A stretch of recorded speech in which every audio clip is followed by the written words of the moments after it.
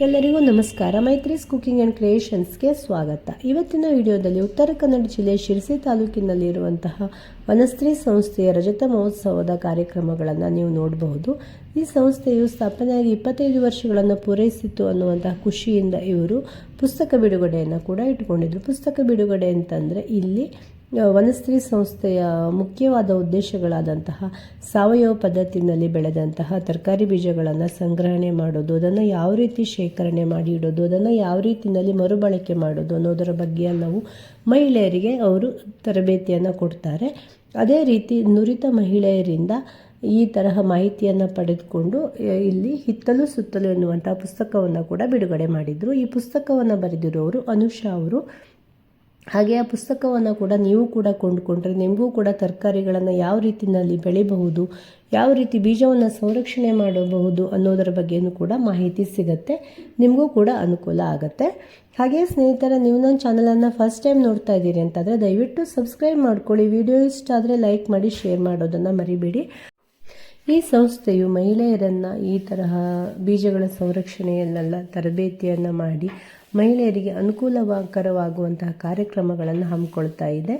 ಈ ಸಂಸ್ಥೆಯ ಬಗ್ಗೆ ಒಂದು ಮೆಚ್ಚುಗೆ ಕೂಡ ಇರಲಿ. ನಮಸ್ಕಾರ, ನನ್ನ ಹೆಸರು ಅನುಷಾ ಹೇಳಿ. ನಾನು ಶಿರಸಿಯಿಂದ ಇರೋದು.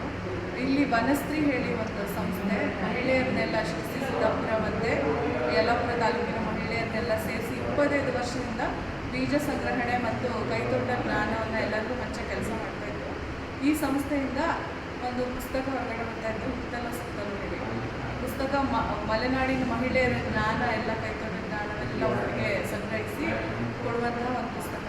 ಇದರಲ್ಲಿ ಪ್ರತಿ ಬೆಳೆನೂ ಹೆಂಗೆ ಬೆಳೆಯೋವು ಮತ್ತು ಅದಕ್ಕೆ ಹೆಂಗೆ ಆರೈಕೆ ಮಾಡೋವು ಹೇಳಿ ಇರೋ ಜ್ಞಾನನ ಸೇರಿಸಿಕೊಡ್ತಾಯಿದ್ರು.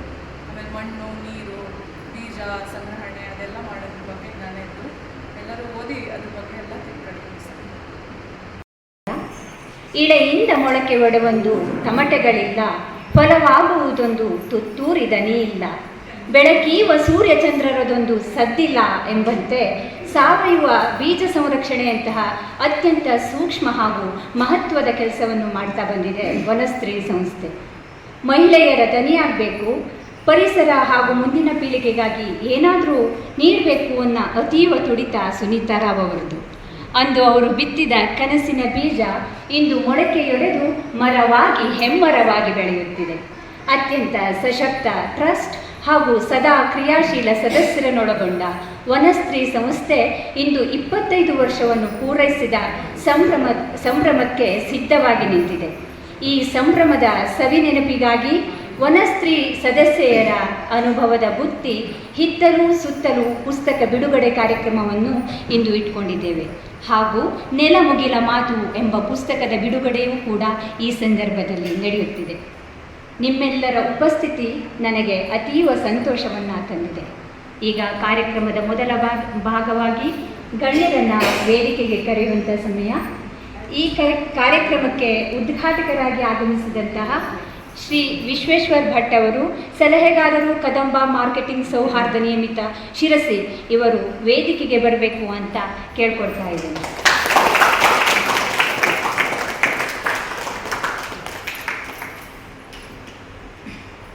ಹಾಗೂ ಮತ್ತೋರ್ವ ಮುಖ್ಯ ಅತಿಥಿಗಳಾಗಿ ಆಗಮಿಸಿದಂತಹ ಶ್ರೀಯುತ ಡಾಕ್ಟರ್ ಕೇಶವ್ ಕುರ್ಸೆ, ಜೀವ ಸಂಶೋಧನಾ ಶಾಸ್ತ್ರಜ್ಞರು, ಇವರು ಕೂಡ ನಮ್ಮೊಂದಿಗಿದ್ದಾರೆ. ಇವರು ಕೂಡ ವೇದಿಕೆಗೆ ಆಗಮಿಸಿ ನಮ್ಮ ಸಂಭ್ರಮದ ಮೆರಗನ್ನು ಹೆಚ್ಚಿಸಿಕೊಡ್ಬೇಕು ಅಂತ ಕೇಳ್ಕೊಳ್ತಾ ಇದ್ದೇನೆ. ಅನೇಕ ಪ್ರಶಸ್ತಿ ಪುರಸ್ಕೃತ ಪತ್ರಕರ್ತೆ, ವನಸ್ತ್ರೀ ಸಂಸ್ಥೆಯ ಟ್ರಸ್ಟಿಗಳೂ ಆದಂತಹ ಶ್ರೀಮತಿ ಶೈಲಜಾ ಗೋರನ್ಮನೆಯವರು ಬರಬೇಕು ಅಂತ ಕೇಳ್ಕೊಳ್ತಾ ಇದ್ದೇನೆ. ಶೈಲಜಾ ಅವರು ವೇದಿಕೆಗೆ ಆಗಮಿಸಿ ಅಲಂಕರಿಸಬೇಕು ಅಂತ ಕೇಳ್ಕೊಳ್ತಾ ಇದ್ದೀನಿ. ಹಾಗೂ ಈ ಕಾರ್ಯಕ್ರಮದ ಅಧ್ಯಕ್ಷತೆಯನ್ನು ವನಸ್ತ್ರೀ ಸಂಸ್ಥೆಯ ಸಂಸ್ಥಾಪಕ ಟ್ರಸ್ಟಿ ಹಾಗೂ ನಮ್ಮೆಲ್ಲರ ಪ್ರೀತಿಯ ಸುನೀತಕ್ಕ ಅವರು ನೆರವೇರಿಸಿಕೊಡ್ಬೇಕು ಅಂತ ಕೇಳ್ಕೊಳ್ತಾ ಇದ್ದೀನಿ.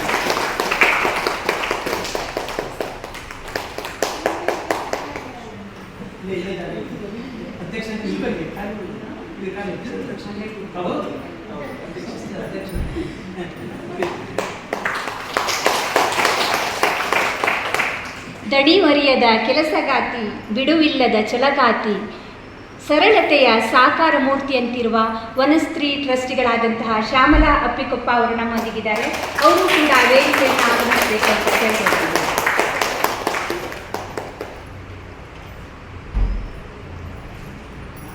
ಬೇಕಲ್ಲವೇ ಪ್ರತಿ ಕಾರ್ಯಕ್ರಮಕ್ಕೊಂದು ಮುನ್ನುಡಿ, ನಮ್ಮ ಬಾಳಿಗದುವೆ ವಾಸ್ತವಿಕತೆಯ ಕೈಗನ್ನಡಿ, ನಮ್ಮನ್ನು ಕಾಯುವ ದೈವತ್ವದಲ್ಲಿ ನಮ್ಮದೊಂದು ನುಡಿ ಎನ್ನುತ್ತಾ ಈಗ ಪ್ರಾರ್ಥನೆ ಗೀತೆಯನ್ನು ಹಾಡಲಿಕ್ಕೆ ಬರ್ತಾ ಇದ್ದಾರೆ ಹೇಮಾ ಹೆಗಡೆ ಹಾಗೂ ವಿದ್ಯಾ ಭಟ್ ಅವರು.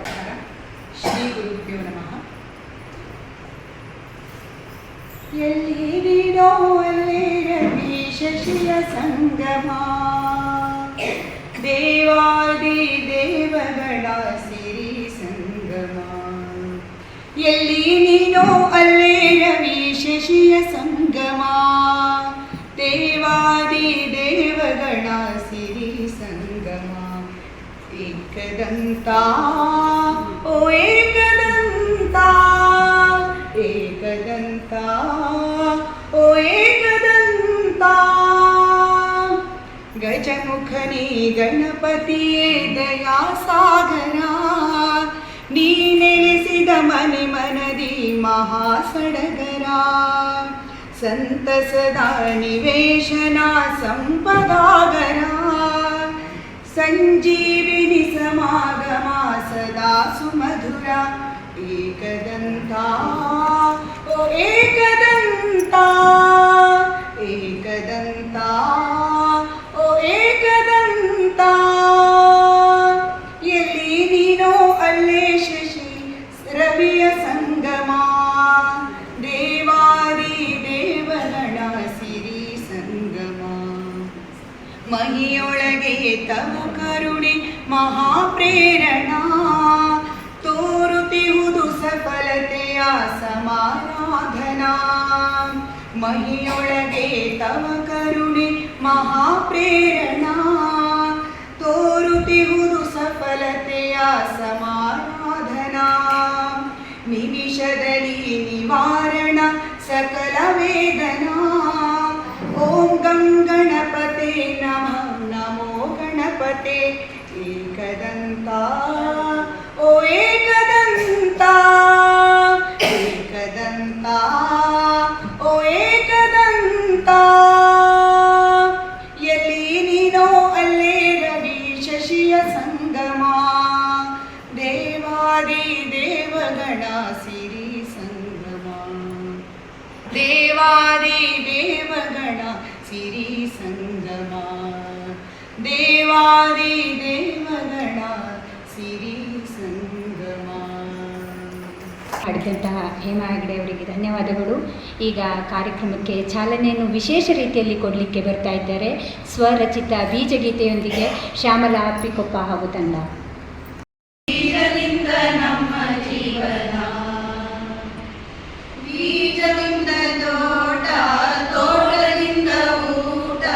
ಬೀಜದಿಂದ ತೋಟ, ತೋಟದಿಂದ ಊಟ, ಊಟದಿಂದ ಜೀವನ ಪಾಠ. ನಾಟಿ ಬೀಜದಿಂದ ಜೀವನ ಪಾಠ. ಬೀಜವ ಉಳಿಸೋಣ, ಬೀಜ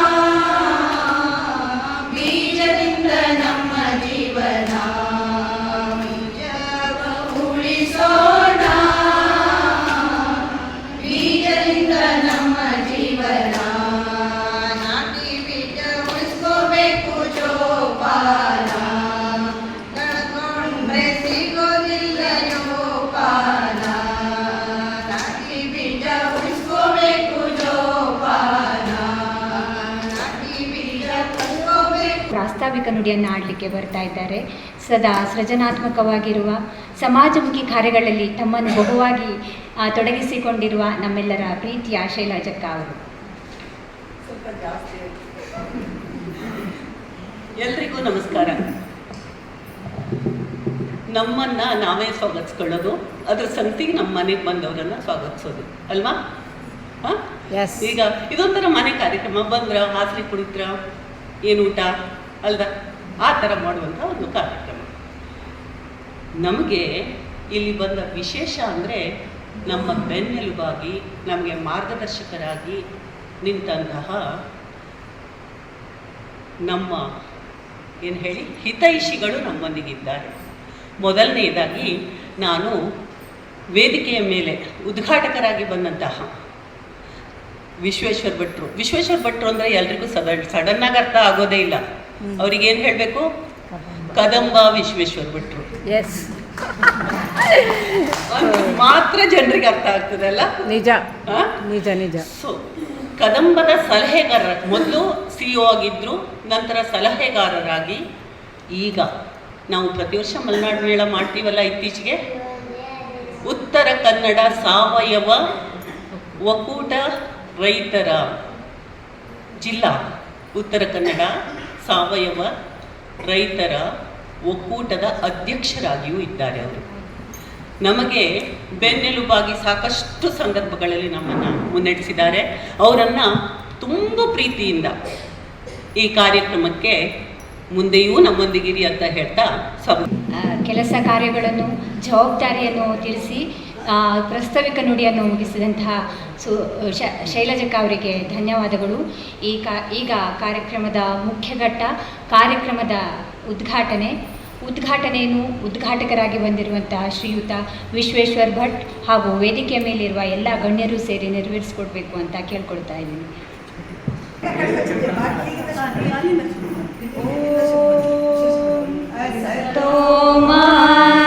ಸದ್ಗಮಯ ತಮಸೋ ಜ್ಯೋತಿರ್ಗಮಯ ಮೃತ್ಯೋರ್ಮಾ ಅಮೃತಂಗಮಯ. ಓಂ ಶಾಂತಿ ಶಾಂತಿ ಶಾಂತಿ.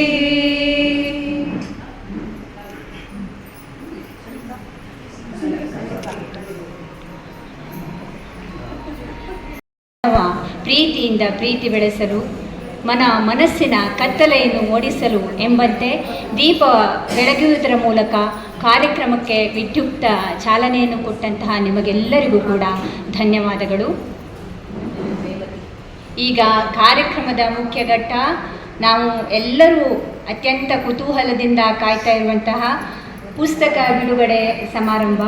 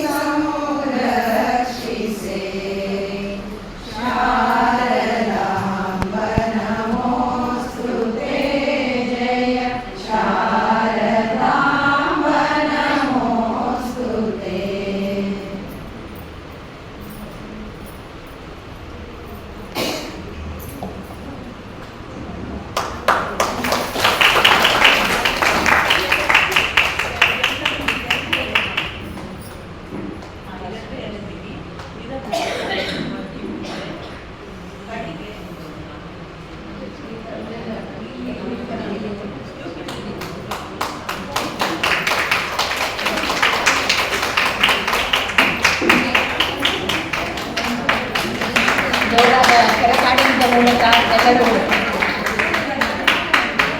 ಪ್ರೋತ್ಸಾಹಿಸಬೇಕು ಅಂತ ಕೇಳ್ಕೊಳ್ತೀನಿ. ದಯವಿಟ್ಟು ಎಲ್ಲರೂ ಚಪ್ಪಾಳೆ.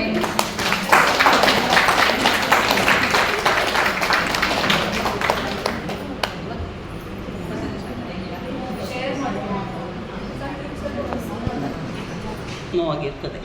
ಆ ಚಲನೆಯನ್ನು ಆರಂಭಿಸಿದವರು ಯಾರು? ನಾವು ಮಹಿಳೆಯರು. ಇದು ಯಾರೋ ಒಬ್ಬರಿಂದ ಅಲ್ಲ, ಇನ್ಯಾರೋ ಮಾಡಿದ್ದಾರೆ ಅಂದ್ಕೊಳ್ಬೇಕಾಗಿಲ್ಲ. ನಾವೆಲ್ಲರೂ ಮಾಡಿರೋದ್ರಿಂದ ಇದು ಇದೆ. ಇದು ನಮ್ಮ ಅಸ್ಮಿತೆ. ನಾವು ನಿಮಗೆ ಮುಂದ್ಗಡೆ ದೊಡ್ಡ ಬೋರ್ಡ್ ಥರ ಕಾಣಬಹುದು, ನಾವಲ್ಲ. ನಮ್ಮ ಹಿಂದುಗಡೆ ಇರುವಂತಹ ನೀವು, ನಮ್ಮ ವನಸ್ತ್ರೀ ಇವತ್ತು ನಮ್ಮೆಲ್ಲರ ಅಸ್ಮಿತೆ. ಇನ್ನೇನು ಹೇಳ್ಬೋದು ಅಂದರೆ, ನಮ್ಮನ್ನು ಎಲ್ಲ ಹಂತದಲ್ಲಿಯೂ, ಮೊದಲ ಹಂತದಲ್ಲಿ ನಮಗೆ ಪ್ರಕೃತಿ ಸಂಸ್ಥೆ ನಮ್ಮ ಬೆನ್ನಿಗಿತ್ತು. ನಂತರ ನಾವೇ ಸ್ವಲ್ಪ ದಿವಸ ನಡೆದ್ವಿ.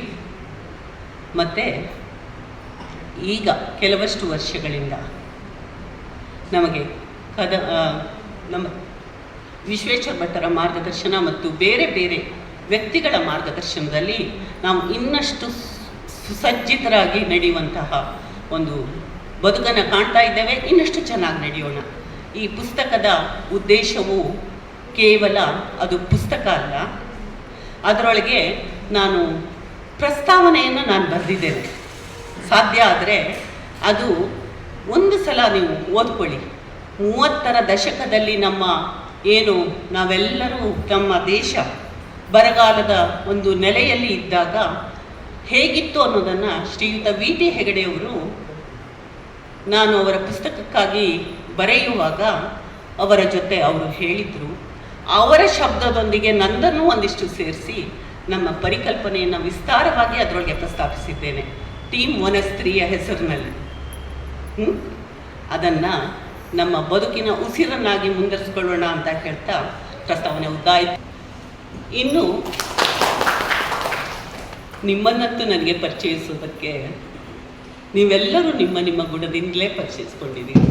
ಮತ್ತು ನಾನೀಗ ಈ ಕಾರ್ಯಕ್ರಮಕ್ಕೆ ವಿಶ್ವೇಶ್ವರ ಭಟ್ಟರನ್ನು ಹಾಗೂ ಅಧ್ಯಕ್ಷರಾದಂಥ ಸುನೀತಾ ಅವರನ್ನು ಮತ್ತು ತಮ್ಮ ಕೇಶವ ಕುರ್ಸೆಯವರನ್ನು, ಶ್ಯಾಮ್ಲಾರನ್ನು ವೇದಿಕೆಯ ಮೇಲಿರುವುದಾಗಿ ಸ್ವಾಗತಿಸ್ತಾ, ನಮ್ಮೆಲ್ಲರನ್ನೂ ಇಲ್ಲಿಯವರೆಗೆ ಕರೆತಂದಂತಹ, ಸಂಘಟನಾತ್ಮಕ ಶಕ್ತಿಯಾಗಿ ನಿಂತಹ, ನಮ್ಮೆಲ್ಲರ ಬೆನ್ನೆಲುಬಾದಂತಹ ನಿಮ್ಮೆಲ್ಲರನ್ನೂ ಸ್ವಾಗತಿಸ್ತೇನೆ.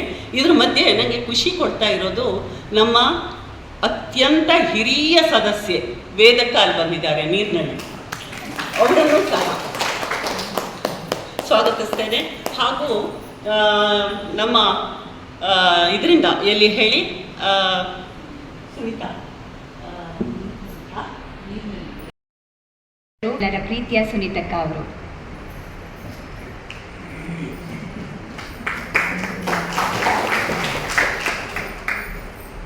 ಎಲ್ಲರಿಗೂ ಹಾರ್ದಿಕ ನಮಸ್ಕಾರ. ನಿಮ್ಮೆಲ್ಲರಿಗೂ ಗೊತ್ತುಂಟು, ನನಗೆ ವೇದಿಕೆ ಮತ್ತು ನಾನು ದೋಸ್ತ್ರಲ್ಲ. ಸುಮಾರು ವರ್ಷ ತಪ್ಪಿಸ್ಕೊಂಡೆ. ಈ ಸತಿ ಶ್ಯಾಮ್ಲಾ ವೇದಿಕೆಗೆ ಬರಬೇಕು 25ನೇ ವರ್ಷ ಅಂತ ನಾನು ಖುಷಿಯಿಂದನೇ ಒಪ್ಕೊಂಡೆ. ಏನು ತೊಂದರೆ ಇಲ್ಲ. 25 ವರ್ಷ ನನಗೆ ನಂಬಲಿಕ್ಕೆ ಸಾಧ್ಯನೇ ಇಲ್ಲ ನಿಜವಾಗ್ಲೂ. ಹೇಗೆ ಸಮಯ ಮತ್ತು ವರ್ಷ ಕರ್ಕೊಂಡು ಹೋಗಿದೆ, ಜಸ್ಟ್ ಫ್ಲೋಟ್ ಬೈ. ಕನ್ನಡಿನಲ್ಲಿ ನೋಡಿದ್ರೆ ಗೊತ್ತಾಗ್ತದೆ. ಆವಾಗ ಕಪ್ಪು ಕೂದಲಿತ್ತು, ಈಗ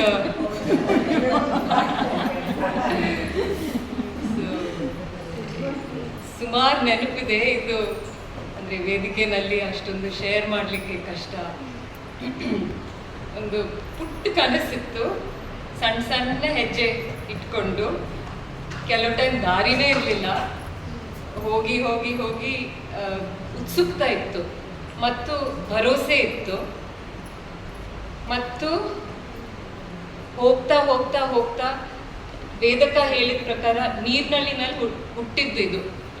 ಸರಿ ಸುನೀತಕ್ಕ ಏನೋ ಬೀಜ ಸಂಗ್ರಹಣೆ ಅಂತ ನನಗೆ ನೆನಪಿದೆ. ವೇದಕ ಆಶಾಗೂ ನೆನಪಿರ್ಬೋದು. ಆಶಾ ಇಲ್ಲ ಬರ್ತೀನಿ ಅಂತ ಹೇಳಿದ್ರು, ನಾನು ಹೇಳ್ತೀನಿ. ಆಶಾ ಆ ದಿವಸ ಕಮಲಕ್ಕ ಒಂದು ಮುಷ್ಟಿ ಬೀಜ ತಂದು ಕೊಟ್ಟರು, ಬೀಜ ಸಂಗ್ರಹ ಮಾಡು ಅಂತ.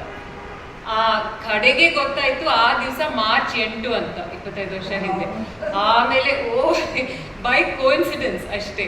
ಸೊ ಅಲ್ಲಿಂದ ಶುರುವಾಗಿ ಆವಾಗಿಂದ ನಾವು ಇವತ್ತು ಈ ಥರ ಕೂತ್ಕೊಂಡು ಒಂದು ಚರ್ಚೆ ಮಾಡ್ತಾ ಇದ್ದೀವಿ. ಮತ್ತು ಎಲ್ಲರೂ ಸೆಲ್ ಫೋನ್ ಇದೆ, ಮತ್ತು ಫೇಸ್ಬುಕ್ನಲ್ಲಿ ಎಲ್ಲರೂ ಇದು ಮಾಡ್ತಾರೆ. ನಿಮ್ಮ ವನಸ್ತ್ರೀ ಗುಂಪೇ ಒಂದು ದೊಡ್ಡ ವಾಟ್ಸಾಪ್ ಗ್ರೂಪ್ ಇದೆ, ಎಲ್ಲರೂ ಫೋಟೋ ಮಾಹಿತಿ ಇದು ಅದು ಕಾಲ ಬದಲಾವಣೆ ಆಗಿದೆ. ಆ್ಯಂಡ್ ಈ ಟೆಕ್ನಾಲಜಿ ಚೆನ್ನಾಗಿ ಉಪಯೋಗಿಸ್ತಾ ಇದ್ದೀರಿ. ಬಟ್ ನನಗೆ ಜಾಗರೂಕತೆಯಿಂದ ಅದರಲ್ಲಿ ನಾವು ಇಡೋದು ಅಂತ. ಅದೇ ರೀತಿಯಲ್ಲಿ ಈ ಬೀಜ ಭಂಡಾರ ವನಸ್ತ್ರೀಯ ಒಂದು ಭಾಗವಾಗಿ ಬೀಜ ವಿನಿಮಯದಿಂದ ಶುರುವಾಗಿ ಈಗ ದೇಶದಲ್ಲೆಲ್ಲೆಡೆ ಬೀಜವನ್ನು ಹಂಚುವ ಮಟ್ಟಕ್ಕೆ ಬೆಳೆದಿದೆ. ಅದು ಎಲ್ಲ ತಮ್ಮಿಂದನೇ ಅಂತ ಹೇಳ್ಬೋದು. ಈಗ ನಮ್ಮ ಬೀಜ ಸಂಗ್ರಾಹಕರು ಅಥವಾ ಬೀಜ ಮಾತೆಯರು ಮಾಡ್ತಾ ಇರುವಂಥ ಕೆಲಸ ಎಷ್ಟು ಮುಖ್ಯ ಅನ್ನೋದ್ರ ಬಗ್ಗೆ ಡಾಕ್ಟರ್ ಕೇಶವ ಕೂರ್ಸೆ ಸರ್ ಅವರು ಹೇಳಿದ್ದು ಸುಮಾರಷ್ಟು ಅಂಶಗಳನ್ನ. ಬೀಜ ಎಷ್ಟು ಮಹತ್ವ ಇದೆ ಮತ್ತು ತರಕಾರಿ ಬೆಳೆಯೋದು ಎಷ್ಟು ಮುಖ್ಯ, ಮತ್ತು ಆಹಾರ ಭದ್ರತೆ ಅಥವಾ ಹವಾಮಾನ ವೈಪರೀತ್ಯದಲ್ಲೂ ಕೂಡ ಈ ಒಂದು ಕೈತೋಟ ಅಥವಾ ಈ ಬೀಜ ಸಂಗ್ರಹಣೆ ಅನ್ನೋದು ಒಳ್ಳೆ ರೀತಿಯಲ್ಲಿ ಪರಿಣಾಮ ಬೀರುತ್ತೆ ಅಂತ ಹೇಳ್ಬೋದು. ನಮ್ಮ ಬೀಜ ಮಾತೆಯರು ಯಾವ ರೀತಿ ಕೆಲಸ ಮಾಡ್ತಾ ಇದ್ದಾರೆ ಅಂತ ಅಂದರೆ ಒಂಥರ ಜೇನಿನ ಥರ ಅಂತ ಹೇಳ್ಬೋದು. ಆ ಜೇನು ಅದರಷ್ಟು ಅದು ಕೆಲಸ ಮಾಡ್ತಾ ಇರುತ್ತೆ, ಆದರೆ ಅದ್ರ ಮಹತ್ವ ಅದಕ್ಕೆ ಅಷ್ಟು ಗೊತ್ತಿರಲ್ಲ. ಅದು ಎಷ್ಟು ದೊಡ್ಡದಿದೆ ಅದ್ರ ಕೆಲಸ, ಮತ್ತು ಅದು ಎಷ್ಟು ಕೊಡುಗೆಯನ್ನು ಕೊಡ್ತಾ ಇದೆ ಅಂತ. ಆ ರೀತಿಯಲ್ಲಿ ನಮ್ಮ ಎಲ್ಲ ಬೀಜ ಮಾತೆಯರು ಅವರು ಎಷ್ಟೇ ತರಕಾರಿ ಬೆಳೆದ್ರು, ಜಾಸ್ತಿ ಬೆಳೀಲಿ ಅಥವಾ ಸ್ವಲ್ಪ ಬೆಳೀಲಿ, ಅದರಲ್ಲೂ ಒಂದಿಷ್ಟು ಬೀಜನ ನಾವು ವನಸ್ತ್ರೀಗೆ ಹೋಗಬೇಕು ಅಂತ ತೆಗೆದಿಟ್ಟಿರ್ತಾರೆ ಕಾಳಜಿಯಿಂದ.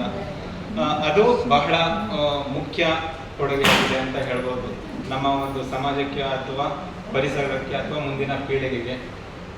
ಈ ರೀತಿಯಾಗಿ ಬೀಜ ಭಂಡಾರ ಅಂದರೆ ಮುಖ್ಯವಾಗಿ ಬೀಜಗಳನ್ನು ಸಂಗ್ರಹಣೆ ಮಾಡೋದು, ಶೇಖರಣೆ ಮಾಡೋದು ಮತ್ತು ಬಿತ್ತನೆಗೆ ಹಂಚೋದು, ಈ ರೀತಿಯಾಗಿ ಕೆಲವೊಂದು ಅಂಶಗಳನ್ನ ಇಟ್ಕೊಂಡು ಕೆಲಸ ಮಾಡ್ತಾ ಇದೆ. ಈ ಬೀಜ ಭಂಡಾರ ಅಂತ ಅಂದರೆ ಸರ್ ಹೇಳ್ದಂಗೆ ಪ್ರತಿಯೊಂದು ಮನೆಯಲ್ಲೂ ಬೀಜ ಭಂಡಾರ ಇರಬೇಕು. ಯಾಕಂತಂದರೆ ಬೀಜ ಒಂದು ಕಡೆಗೆ ಇಟ್ಟುಬಿಟ್ರೆ ಅದು ಉಪಯೋಗ ಆಗಲ್ಲ. ಅದು ಆ ಒಂದು ಸಮಯ ಬಂದಾಗ ಭೂಮಿಯಲ್ಲಿ ಬಿತ್ತನೆ ಆಗಬೇಕು, ಮತ್ತೆ ಅದನ್ನು ಅದರಿಂದ ಬರುವಂಥ ಬೆಳೆಯನ್ನು ಪಡಿಬೇಕು, ಮತ್ತು ಅದರಿಂದ ಒಂದಿಷ್ಟು ಬೀಜನ ಸಂಗ್ರಹಣೆ ಮಾಡಿಬೇಕು, ಮತ್ತು ಅದ ನಂತರ ಪುನಃ ಬಿತ್ತನೆಗೆ ಉಪಯೋಗಿಸ್ಬೇಕು. ಈ ಒಂದು ಚಕ್ರ ತಿರುಗ್ತಾ ಇದ್ರೆ ಮಾತ್ರ ಏನಾಗುತ್ತೆ, ಬೀಜ ಭಂಡಾರದ ಒಂದು ಉಳಿವು ಇರುತ್ತೆ ಅಂತ ಹೇಳ್ಬೋದು. ಮುಂದಿನ ಭಾಷಣವನ್ನು ನಿರ್ಮಿಸಿದ ಶ್ರೀಯುತ ಡಾಕ್ಟರ್ ಕೇಶವ್ ಕೋರ್ಸೆ ಸರ್ ಅವರಿಗೆ ಧನ್ಯವಾದಗಳು. ಈಗ ಹಿತ್ತಲೂ ಸುತ್ತಲೂ ಪುಸ್ತಕ ಸಂಗ್ರಹಿಸಿ ಬರೆದಂತಹ ಅನುಷಾ ಅವರು ಬಂದು ಅವರ ಅನಿಸಿಕೆಗಳನ್ನು ಹೇಳಬೇಕು ಅಂತ ಕೇಳ್ಕೊಳ್ತೀನಿ.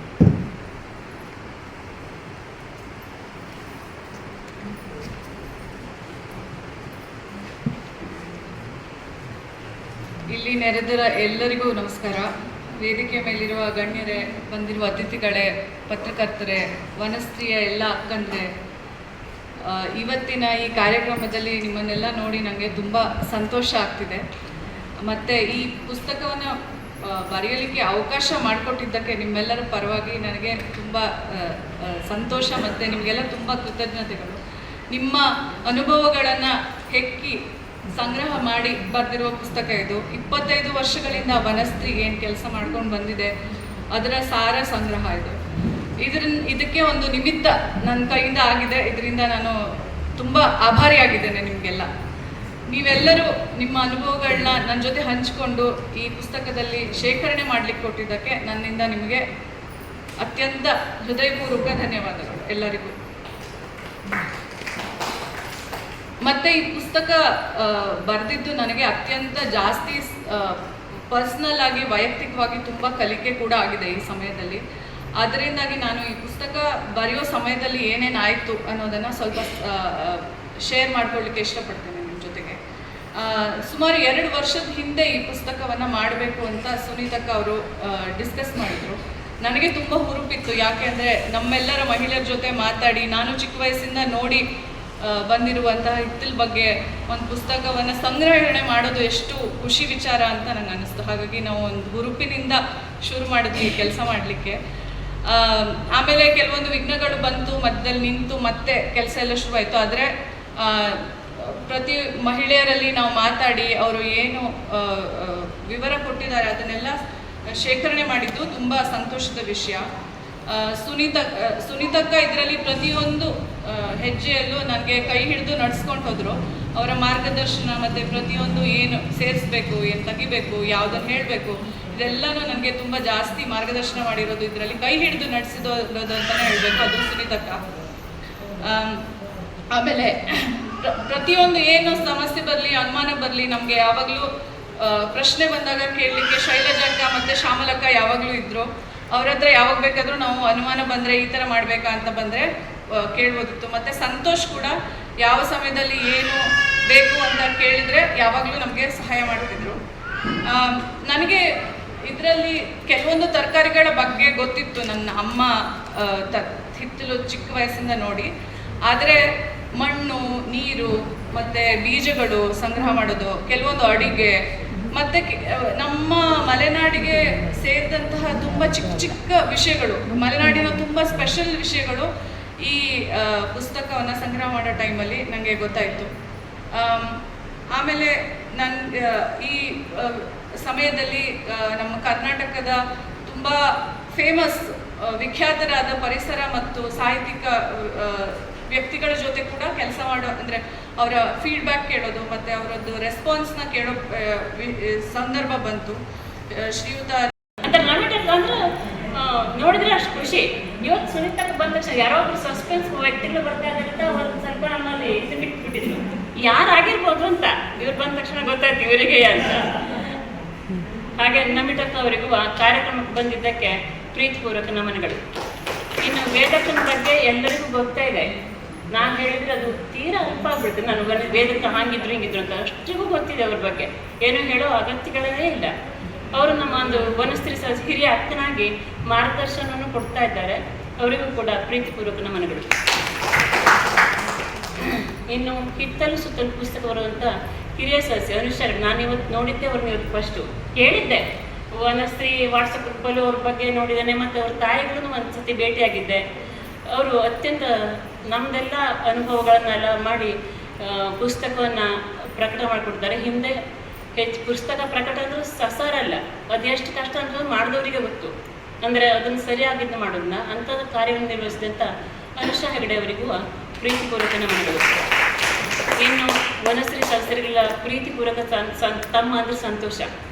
ಏನೇ ಇದ್ರೂ ರೇವತಿ ಅಕ್ಕ, ವಸುಮತಿ ಅಕ್ಕ, ಸುವರ್ಣಕ್ಕ ಅಂತ ಪ್ರತಿಯೊಬ್ಬರಿಗೂ ಮಾತಾಡಿಸ್ಕೊಂಡು ಬೀಜ ಇದ್ರೆ ಕೊಡಿ, ಹಿಂಗೆ ಆಗಬೇಕು ನಿಮ್ಮಿಂದ ಬೀಜ ಅಂತ ಪ್ರತಿ ಸಲಹೆಗಳನ್ನು ಸಂತೋಷ ತಮಗೆ ಕೊಡ್ತಾ ಇದ್ದಾನೆ. ಹಾಗಾಗಿ ಒಂದು ಕುಟುಂಬದ ಹಿರಿಯ ತಮ್ಮನಾಗಿ ನಮ್ಮನ್ನು ಅಂದರೆ ಈ ಸಂಘಟನೆಯಲ್ಲಿ ಪಾಲ್ಗೊಳ್ಳುವಂತೆ ಮಾಡ್ತಾ ಇದ್ದಾನೆ. ಸಂತೋಷ್ ಅವರಿಗೂ ಆತ್ಮೀಯ ನಮನಗಳು. ನಂದನ ನಾನು ಮೊದಲು ನೋಡುವಾಗ ಇದ್ದೇ ವಿಷಯ ಹೇಳ್ತಾನೆ, ಅವಳು ಮಾತೇ ಆಡ್ತಿರ್ಲಿಲ್ಲ. ನಾನು ಫಸ್ಟ್ ನೋಡಿದಾಗ ನಂದನ ಮಾತಾಡ್ತಿರ್ಲಿ. ಇವತ್ತು ಅವಳು ನಿರೂಪಣೆ ನೋಡಿ ನಡ್ತಾರೆ, ಚಳಿ ಅಂತ ಅಂತು ಅಷ್ಟು ಚೆನ್ನಾಗಿ ಮಾಡಿದ್ದಾಳೆ.